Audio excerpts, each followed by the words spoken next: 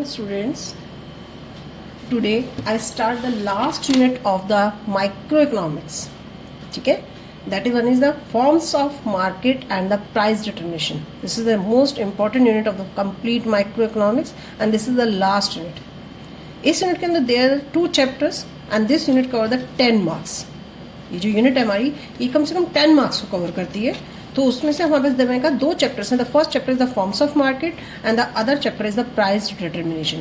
कि प्राइस कैसे डिसाइड होता है. सपोज करो ये पेन है, इस पेन का प्राइस कैसे डिसाइड होगा, तो वो सब हम इस कंप्लीट यूनिट में पढ़ेंगे. लेकिन इससे पहले हमें क्लियर करना है what is the meaning of the market and what are the different forms of the market in the economy. Clear हो गया. तो सबसे पहले हम बात करते हैं मार्केट की कि व्हाट इज द मार्केट. आपके अकॉर्डिंग मार्केट क्या है. जैसे आप अगर फरीदाबाद की बात कर रहे हैं तो आप कहेंगे मैम 16 सेक्टर का मार्केट है, ओल्ड मार्केट है, NIT मार्केट है, दिल्ली जाएंगे तो लाजपत नगर मार्केट है या चांदनी चौक मार्केट है. आप सिंपल सा एक जवाब देंगे कि मैम मार्केट वहाँ एक ऐसा पर्टिकुलर प्लेस जहाँ पे बायर्स एंड सेलर्स होते हैं. ठीक है. या हमारे मॉल है, मॉल भी मार्केट ही है हमारे. क्लियर है. ये आपके अकॉर्डिंग है. ये एक सिंपल एक खाली फिजिकल आपके वो ले रहे हैं जहाँ पे एक फिजिकल एक मतलब बाउंड्री सेट है कि इस बाउंड्री के अंदर सामान बेचा जाता है और सामान खरीदा जाता है. इट मीन्स बायर्स सामान गुड्स को परचेज कर रहे हैं, ऐसा सेलर सामान को सेल कर रहे हैं. But in the economics term market एक पर्टिकुलर एक रीजन और पर्टिकुलर फिजिकल प्लेस से ही नहीं है. इकोनॉमिक्स टर्म में मार्केट थोड़ा सा डिफरेंट है. क्लियर हो गया. तो फिजिकल जैसे आपने जो पर्टिकुलर प्लेस को कहा कि लाजपत नगर है, चांदनी चौक है, पर्टिकुलर GIP हमारा मॉल है, तो आप पर्टिकुलर मॉल को भी मार्केट कह रहे हो. तो मार्केट ये नहीं है. मार्केट यहाँ है कि जहाँ पे सीधी से हम बात करें buyers and sellers direct contact में है. क्लियर हो गया. तो मार्केट की particular definition in the economics term कि what is the meaning of the market. In the economics term it refers to a whole reason.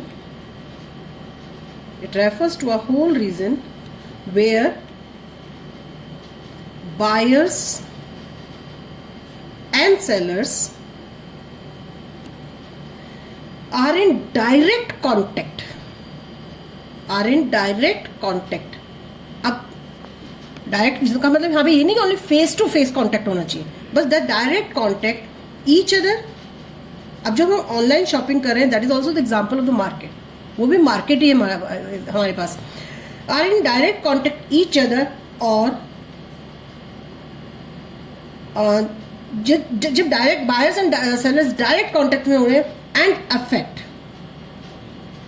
जो भी वो डीलिंग कर रहे हैं, जो भी वो सेल कर रहे हैं, परचेज कर रहे हैं. अगर बायर परचेज कर रहा है तो ऑब्वियसली बायर परचेज कर रहा है तो सप्लाई भी हो रही है, सेलर सेल भी कर रहा है. तो इट मीन्स कहीं ना कहीं डिमांड एंड सप्लाई दोनों अफेक्ट हो रहे हैं.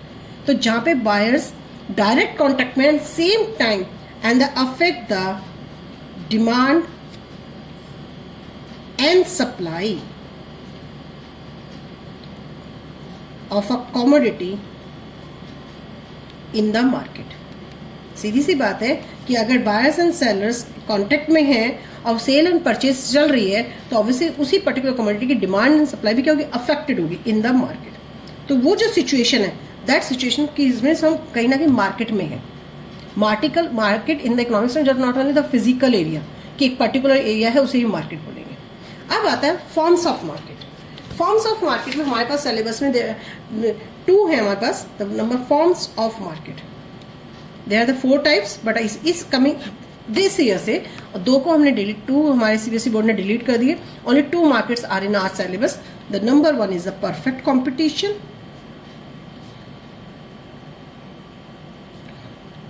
And the second one is the oligopoly. केवल हमारे पास सिलेबस में ये मार्केट्स है. मैं केवल इसका आज की क्लास में हम इसको एक्सप्लेन करेंगे कि what is the meaning of the market. Perfect market, perfect competition market. तो इस मार्केट ये कहेंगे कि इट रेफर्स या हम कहेंगे it refers to that market condition. ये वो मार्केट कंडीशन. अब इसके लिए हमारे पास कुछ कंडीशंस हैं कि अगर ये कंडीशन उसने फुलफिल कर दी तो उस मार्केट को हमने ये नाम दे दिया. अगर ये कंडीशंस पूरी होंगी तो इसको हमने ओलिगोपोली का नाम दे दिया. तो परफेक्ट कंपटीशन में मार्केट की क्या कंडीशन है. The first condition there are the large number of buyers and sellers. The large number of buyers and sellers. अब ये कहेंगे मैम ये तो हर चीज के large number buyers and sellers होते हैं. नो, ओलिगोपोली अगर मैं पढ़ाऊंगी तो उसमें less number of sellers and large number of buyers है. मैंने कुछ ना कुछ डिफरेंस है कि यहाँ पे ये है, यहाँ पे ये है, उन्हीं फीचर्स के बिहाफ पे, उन्हीं कंडीशंस के बिहाफ पे हम मार्केट्स को आइडेंटिफाई करेंगे कि this is the perfect competition market और this is the oligopoly market. The first, जिस मार्केट में large number of buyers and sellers है but all seller buyers deal in the homogeneous product. ठीक है, सारे जो बायर्स और सेलर्स हैं वो केवल एक होमोजीनियस प्रोडक्ट को भी डील कर रहे हैं। ठीक है, it means all firm produce the homogeneous products and same time the buyers and sellers have perfect knowledge about the market. There is a perfect knowledge about the market. The next one is, and the firms are free. इस market में firms are free to enter or exit. Firm freely entry मार सकते हैं और firm easily market को छोड़ सकते हैं। And the last one is no individual firm, because हमने बोला there are the large number of the sellers, it means no individual seller, the no individual seller can influence the market price. Clear? There are so many sellers, but it means who determine the price? The price is determined by the industry. अब question आता है, what is the industry? Industry क्या है? हमने कहा है no individual seller, और you से द नो इंडिविजुअल सेलर बोल सकते हो, नो इंडिविजुअल फर्म बोल सकते हो। ठीक है, अब इट मीन्स अगर एक सिंगल फर्म प्राइस डिटरमाइन नहीं करी तो प्राइस डिटरमाइन कौन कर रहा है? The price is decided by the industry. ध्यान से देखना, all firms producing the same products. अगर बहुत सारी फर्म है, मतलब नियर बाई 100 फर्म्स हैं और 100 फर्म मिलके ओनली वन गुड एक्स का प्रोडक्शन कर रही है, तो जो 100 फर्म है अगर हम इंडिविजुअली बात करें तो दिस इज द फर्म्स। लेकिन अगर 100 फर्म्स को ग्रुप्स में कर दे तो that is known as a industry. तो when the all firms producing the same product together make an industry. ठीक है, सारी फर्म, जब बहुत सारी फर्में मिलकर एक ही गुड्स का प्रोडक्शन करें तो पूरे ग्रुप को हम क्या बोल देंगे? इंडस्ट्री। तो in this market the industry determine the price. How it is determine, ये हम नेक्स्ट चैप्टर में स्टडी करेंगे। क्लियर हो गया? वो हम नेक्स्ट चैप्टर में पढ़ेंगे, पहले बता दिया। बट इसमें इंडस्ट्री ने जो प्राइस डिसाइड किया, it means industry is the price maker and the all sellers are the price taker. Industry ने कहा ये पेन 10 रुपए का बिकेगा, तो ये सारी सेलर्स इस पेन को 10 पे ही सेल करेंगे, 11 पे भी नहीं करेंगे और 9 पे भी नहीं करेंगे। ठीक है, मतलब 50 पैसे इधर उधर चल सकता है, 1 रुपये इधर उधर चल सकता है, लेकिन 10 रुपये से उसे 8 रुपये, 15 रुपये नहीं करेंगे। It means no individual seller can influence the market price. कोई भी सिंगल फर्म प्राइस को डिटरमाइन प्राइस को अफेक्ट नहीं कर सकती। तो जिस मार्केट में ये सारी कंडीशंस है, जिस मार्केट में ये सारी कंडीशंस है, उस मार्केट को हम परफेक्ट कॉम्पिटिशन मार्केट बोलते हैं। It means a perfect competitive market is a market. It is defined as a market in which an individual firm, in which no individual firm can influence the market price on its own. Clear हो गया? Only an individual firm takes the price as given and decided, and as to how much to sell all this price, and which price is decided by the industry. Clear है? तो in this situation individual firm is called the price taker not a maker. ये question भी कभी कभी individual आ जाता है, why कि under the perfect competition market the firm is a price taker not a maker. Why? What is the reason behind it? Clear? Now start the features of perfect competition market. Features of perfect competition market.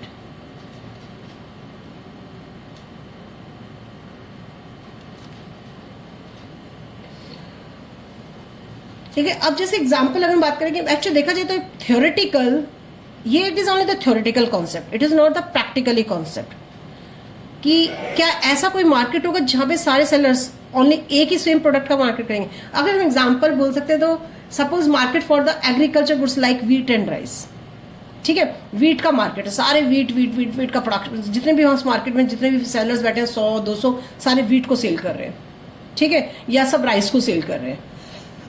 तो ये जो concept है हमारा perfect competition, it is only the theoretical concept, it is not the practical. अगर हम real life में कहेंगे madam बताइए ना कौन सा मार्केट है, सब वो मार्केट है कि जहाँ पे केवल परफेक्ट ये बहुत सारे सेलर्स बैठे हैं। हम डिफरेंट प्लेसेस पे तो कह सकते हैं कि जितने भी पेप्सी के प्रोड्यूसर्स हैं, हम ऐसे कर लेते हैं, जितने भी पेप्सी के ओनली पेप्सी के प्रोड्यूसर्स को दिमाग में रख लो, कोई कहीं है कोई कहीं है, तो it is a perfect competition market.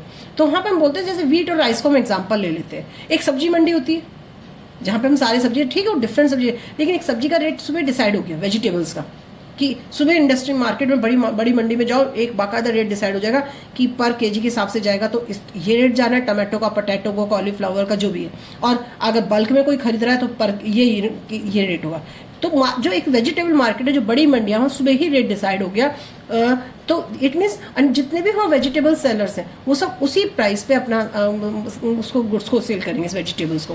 तो it means the price is decided by the industry, not by the single firm. अब इसी के ये हमारा सारा, जिस मार्केट में सारी फीचर्स हो गई, वो हमारा परफेक्ट कॉम्पिटिशन मार्केट हो गया। अब हमारे पास आता है features of number 1 is half of these features, these conditions, ये हमारी फीचर्स में कन्वर्ट हो जाती है। The first feature is the large number of sellers and buyers. ठीक है, the large number of sellers and buyers. आपको इस चैप्टर में मेन क्या याद करना है? Features and it's implication. आपको हर मार्केट की फीचर याद करनी है, फीचर के साथ उसकी इम्प्लीकेशन याद करनी है, और उस मार्केट का डिमांड का याद करना है। और इससे ज्यादा इस चैप्टर में कुछ नहीं है। Market, meaning of market, feature and its demand का।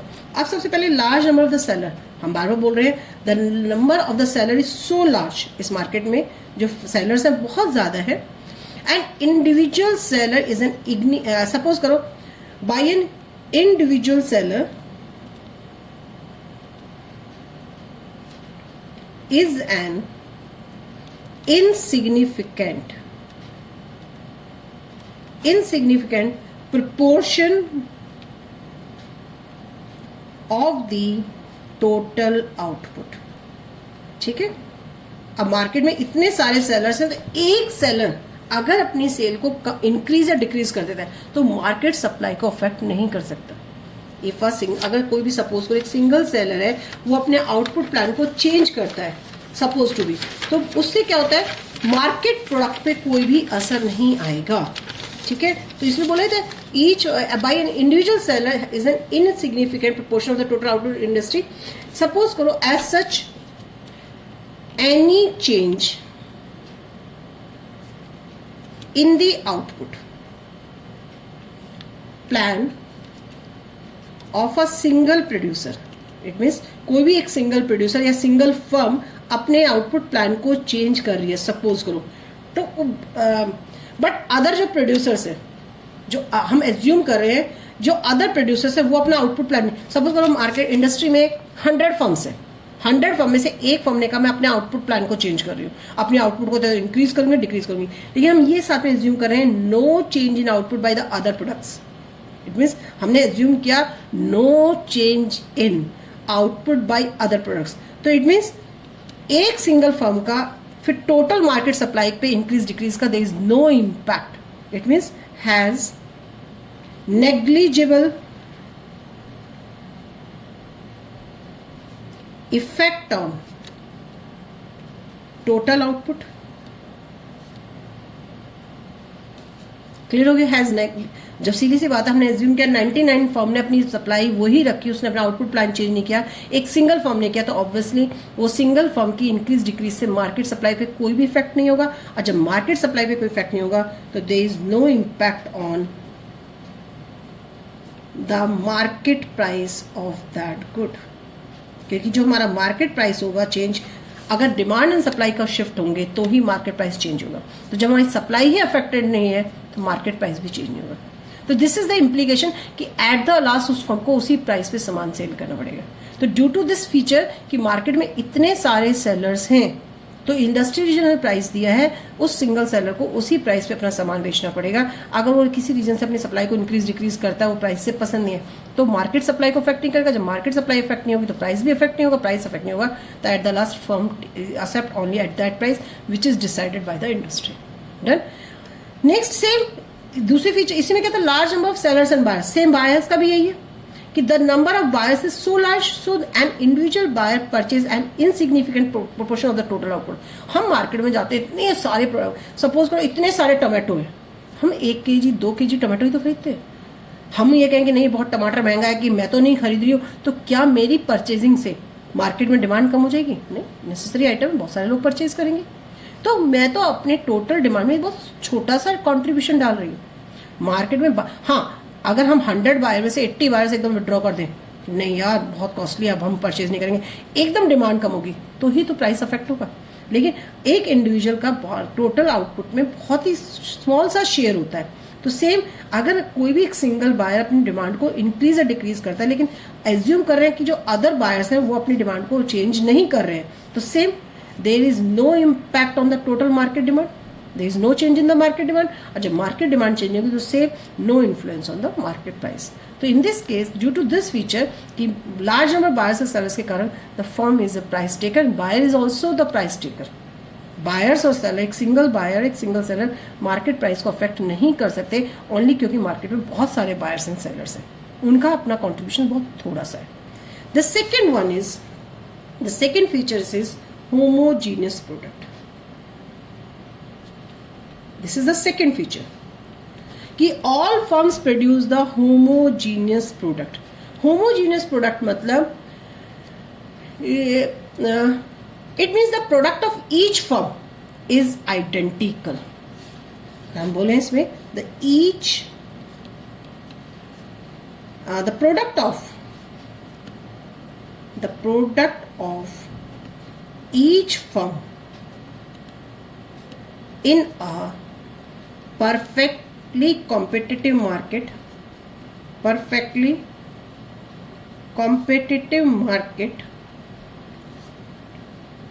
is identical. It means that is the product of one firm, the product of one firm cannot be distinguished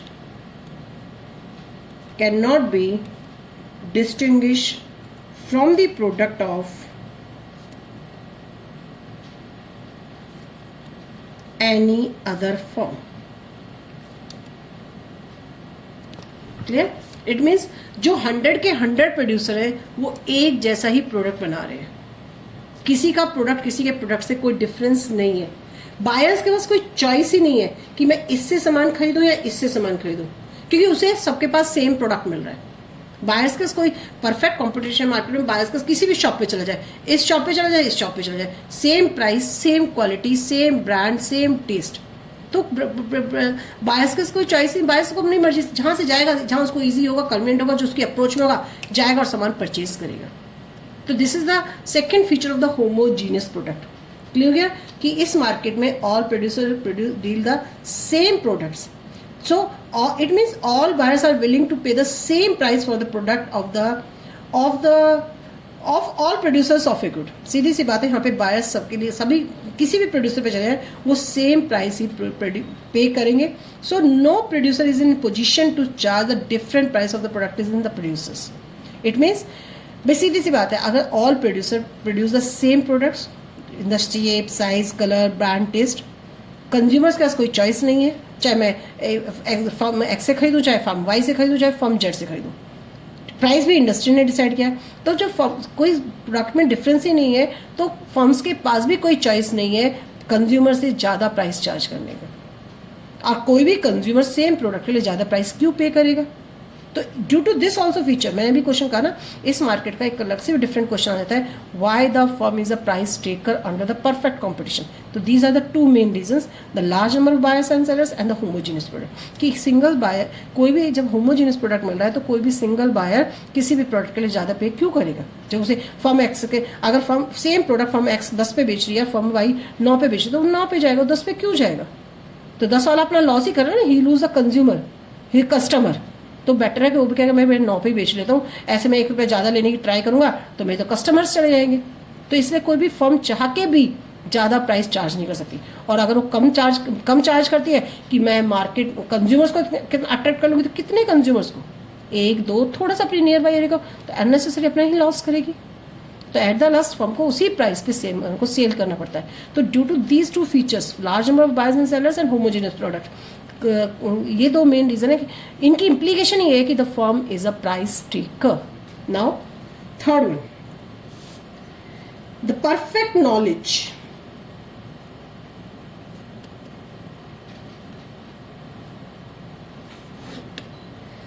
This means that all the producers and consumers are fully informed about the market. Perfect knowledge चाहे consumer है चाहे seller है, दोनों को market की complete knowledge है. ठीक है, they are fully informed. Nobody is ignorant. No consumer is prepared to pay price higher than what is being charge in the other parts of the market. सीधी सी बात है, consumers को इतनी knowledge है कि अगर जब उसे पता है कि प्राइस ये प्रोडक्ट मार्केट में इस प्राइस पे मिल रहा है, तो वो किसी भी प्रोड्यूसर को इसके लिए ज्यादा पे करने को रेडी नहीं होगा. क्लियर हो गया? ध्यान से सुनना कि consumers and sellers both have the perfect knowledge about the market. आप जैसे एग्जांपल एक प्राइस का लेते हैं. अगर मुझे पता है ये सेम प्रोडक्ट मुझे 10 दुकानों पे सेम रेट का मिल रहा है, 11वीं दुकान पे कॉस्टली मिल रहा है, तो मैं उसे वहां पे उसको मैं परचेज ही नहीं करूंगी. Same, no producer sell its product at the price lower than the price charge by the other producers. सीधी सी बात है, अगर एक 10 फर्म है तो 10 फर्म में से ना तो कोई फर्म चाह के ज्यादा प्राइस चार्ज कर सकती है. अगर वो ज्यादा प्राइस चार्ज करेगी तो ही लूज द कंज्यूमर्स, और अगर कम प्राइस चार्ज करेगी तो अननेसेसरी वो अपना लॉस करेगी. तो इट मीन्स कंज्यूमर्स और सेलर्स दोनों को परफेक्ट नॉलेज है. लेकिन साथ में हमारे पास यहाँ भी एक पॉइंट है, ईच फर्म हैज परफेक्ट. पहला पॉइंट प्राइस को रिलेटेड था. परफेक्ट नॉलेज पहले से हमने लिया कंज्यूमर्स और बायर्स सेलर्स को लेके, बायर्स एंड सेलर्स को लेके प्राइस से रिलेटेड. अब ये सेकंड पॉइंट है इसमें, each firm has perfect knowledge about the technology. यहाँ पे एक पॉइंट है कि हर फर्म को दूसरी फर्म की टेक्नोलॉजी के बारे में पता होता है. ठीक है, ईच फर्म, ईच प्रोड्यूसर, एक फर्म लुधियाना में, एक पानीपत में, एक चेन्नई में, एक कलकत्ता में, तो सारी फर्म्स को जितने भी प्रोड्यूसर्स हैं सेम प्रोडक्ट के, ईच प्रोड्यूसर जो भी गुड एक्स का हम प्रोडक्शन कर रहे हैं, तो गुड एक्स की प्रोडक्शन की हमारे पास ABCDEFG एंड सो ऑन जितनी भी फर्म्स है, द एवरी फर्म्स, यहाँ पे ईच प्रोड्यूसर की जगह मैं एवरी फर्म भी लिख सकती थी. Each producer is aware all the available techniques, all the available techniques of producing of a good. Her firm एक दूसरे की टेक्निक्स के बारे में जानती है कि कौन सी फर्म किस टेक्नोलॉजी को यूज कर रही है, और यही रीजन है this ensure the same per unit cost by all the firm in the industry. ठीक है, रीजन क्या है कि सब एक दूसरे की टेक्नोलॉजी को जानते हैं, सबके एक दूसरे की इनपुट्स कॉस्ट को जानते हैं, और यही रीजन है जब लास्ट में एक प्राइस डिसाइड होता है उन सबको, तो उस प्राइस सिमिलर होने का मेन रीजन ये है. It means this ensure same per unit cost by all the firms in the industry. Clear हो गया? यही रीजन है कि जब एक same cost, same per unit cost decide की जाती है कि सब में टेक्नोलॉजी सेम लगी है, तो सबकी इनपुट कॉस्ट सेम है, तो प्रोडक्ट का जो कॉस्ट निकल के आएगा वो भी सेम आएगा, due to the perfect knowledge about the technology. And the last feature is freedom of entry and exit. The last feature is the freedom of entry and exit for firms in the long run. ध्यान से देखना मैंने क्या लिखा है इसमें, long run. It is an industry. There are the number of firms in the industry. There are the number of firms. It means freedom of entry and exit. It means new firm easily enter into the industry and exist firm leave the industry easily. There is no rule regulations. कोई rule regulation नहीं है, कोई भी new firm entry मार सकती है, कोई restrictions नहीं है, लीगली रिस्ट्रिक्शंस नहीं है, and any firm leave the industry but only in the long run. Clear हो गया? No obstacles in the way of the new firms joining the industry and existing firm leaving the industry. This ensure that are the neither. So due to this feature की no legal restriction on the entry or the exit. Clear हो गया? तो due to this reason the firm earn only the normal profit. the firms earn only normal profit in the long run. Firms केवल normal profit earn करती हैं. It means neither above normal profits, neither above normal profits nor losses by any firm in the long run. It means long run में ना किसी firm को abnormal profit होता है और ना abnormal loss होता है.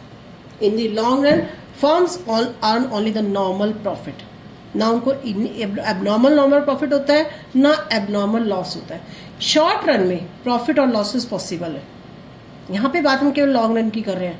ठीक है, लॉन्ग रन में क्या जो सारे फैक्टर्स को चेंज करके प्रोडक्शन आउटपुट को चेंज करता है. शॉर्ट रन में वो इतनी पोजीशन में नहीं होता कि in the short run profits and losses are the possible because during this period firms are not in a position to take a decision to enter और लीव द इंडस्ट्री.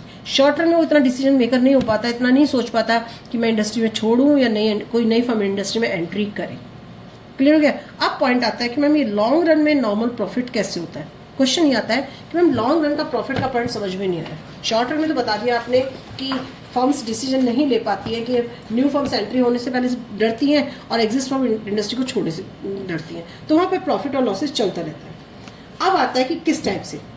ये है कि लॉन्ग रन. तो हम simple सी बात करते हैं, अगर लॉन्ग रन में फर्म्स एबनॉर्मल प्रॉफिट कर रही है, अगर हम एबनॉर्मल इसकी बात करें लॉन्ग रन में जो एग्जिस्ट फर्म है, ये जितनी भी सारी मार्केट में फर्म्स हैं, अगर ये सारी फर्में एबनॉर्मल प्रॉफिट्स ले रही हैं तो it means obviously new firm enter into the industry. जब मार्केट में न्यू फर्म्स आ जाएंगी तो मार्केट में सप्लाई क्या हो जाएगी, इंक्रीज हो जाएगी. डिमांड पे तो अभी असर नहीं आया ना, सीधी सी बात है. If the exist firm on the abnormal profit तो it means new firm enter into the industry, क्योंकि कोई रिस्ट्रिक्शन तो है नहीं. अब जब न्यू फर्म्स, अगर हमारे पास 100 फर्म तो पहले थी और 10 नई फर्में आ गई, अब वो भी सेम प्रोडक्ट का ही प्रोडक्शन कर रही हैं, तो मार्केट में सप्लाई क्या हो जाएगी, इंक्रीज हो जाएगी. सप्लाई इंक्रीज होगी लेकिन there is no change in the demand. और जब सप्लाई इंक्रीज हो जाएगी, डिमांड में कोई इम्पैक्ट नहीं आया, तो मार्केट में क्या हो जाएगा, सरप्लस की सिचुएशन हो जाएगी. सामान को सेल करने वाली प्रॉब्लम हो जाएगी, सामान मार्केट में सेल नहीं हो रहा है, तो सीधी सी बात है इससे मार्केट प्राइस लो हो जाता है और एबनॉर्मल प्रॉफिट वाइप आउट हो जाता है. ठीक है, सीधा सा बोलेंगे, if the firm on the abnormal profit, new firm enter into the industry, जिसके due to this reason market supply increase but there is no impact on the demand. ठीक है, और जब मार्केट सप्लाई इंक्रीज हो जाती है तो obviously इसका इफेक्ट होता है price start fall. Price fall होने लगा तो obviously abnormal profit wiped out हो जाएगा. एबनॉर्मल एक पर्टिकुलर किसी प्राइस पे एबनॉर्मल प्रॉफिट था ना, अब वो प्रॉफिट प्राइस कम हो गया तो जो एग्जिस्ट चल प्राइस जिस प्राइस पे एबनॉर्मल प्रॉफिट था वो प्राइस कम हो जाए तो it means abnormal profit wiped out. तो ये सिचुएशन कब तक चलेगी, जब तक एबनॉर्मल प्रॉफिट वाइप्ड आउट नहीं होता. ऑन दी अदर साइड, अगर exist firm on the losses, suppose करो कि अगर जो अंदर फर्म है वो लॉस कर, उन्हें लॉस हो रहा है, तो it means the exist firm start living the industry. जब वो इंडस्ट्री छोड़ेंगे, बट अब डिमांड तो एग्जिस्ट उतनी ही है जितनी होनी चाहिए थी, लेकिन इंडस्ट्री फर्म्स इंडस्ट्री छोड़ के चली गई तो सप्लाई पे इफेक्ट आया. अब सप्लाई कम होगी. ठीक है, तो इससे now it reduces the total supply, जिसके कारण this raise the price starts rising. इससे this raise the start, it means the price starts rise, या दिस रेजेस द प्राइस. कब तक, जब तक लॉसेस खत्म नहीं हो जाएंगे. तो इट मीन्स जब एबनॉर्मल प्रॉफिट होगा, फर्म्स न्यू आएंगी. चेन याद करते हैं, abnormal profit, price new firms enter करेंगी, सप्लाई राइज से प्राइस स्टार्ट फॉल्स. और जब तक प्राइस फॉल होगा, जब तक हमारी एबनॉर्मल प्रॉफिट वाइप आउट नहीं होगी. अगर दूसरे साइड में अगर फर्म्स को लॉस हो रहा है, exist firm leave the industry, market supply fall होने से प्राइस स्टार्ट फॉल होगा. कब तक, जब तक एबनॉर्मल प्रॉफिट वाइप्ड आउट नहीं होगा. तो ये चेंज चलती रहेगी, abnormal profit abnormal loss, abnormal profit abnormal loss. Eight the last firm कहाँ पे आगे स्टॉप करिए, जस्ट जब तक उसको नॉर्मल प्रॉफिट नहीं मिल जाता है. तो they are the main 4 features of the perfect competition market. और यही जब डेफिनेशन लिखते हैं तो उसमें इन चारों फीचर्स को ही हम कंबाइन में ऐड करते हैं. तो meaning, feature and it's implication, आपको इस पॉइंट ऑफ व्यू से इस चैप्टर को, मार्केट को लर्न करना है.